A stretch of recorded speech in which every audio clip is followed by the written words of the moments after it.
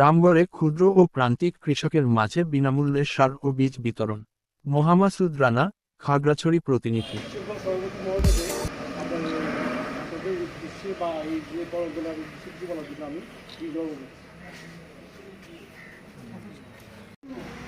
আপনাদের সহযোগিতার জন্য আপনারা এইগুলা নিয়ে বাড়িতে বসে থাকলে কোনো কাজ হবে না।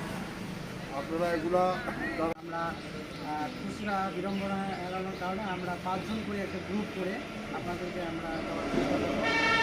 আমাদের যে কাজগুলো আছে সেটা 50 কেজি বস্তা ওইগুলো আসলে কীভাবে না আমরা 5 জন করে গ্রুপ করে দেবো।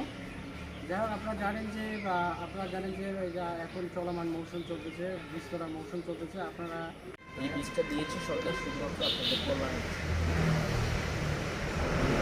আপনারা এই বীজ যে মাধ্যমে ফসল ফলাবেন সেটা দিয়ে আপনার পরিবারের মঙ্গল হবে, পরিবারের উপার্জন বাড়বে। আমাদের দেশে খাদ্যশস্য উৎপাদিত হবে এবং আমাদের দেশে খাদ্য নিরাপত্তা না। আপনারা অনেক দূর দূরান্ত থেকে এসেছেন, আবার এই ভারী জিনিসগুলো আপনাদেরকে নিয়ে যেতে হবে।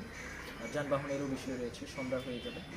তো আমরা আশা করব এই বীজ সঠিকভাবে ব্যবহার করবেন। আপনারা এটা মাঠে সুন্দর সমৃদ্ধ এবং সুস্থ ফলন নিশ্চিত করবেন, এই আশাবাদ ব্যক্ত করছি এবং সকলের মঙ্গল কামনা করে আমি আমার বক্তব্য শেষ করছি এবং আজকের এই সার বীজ বিতরণে শুভ উদ্বোধন ঘোষণা করছি।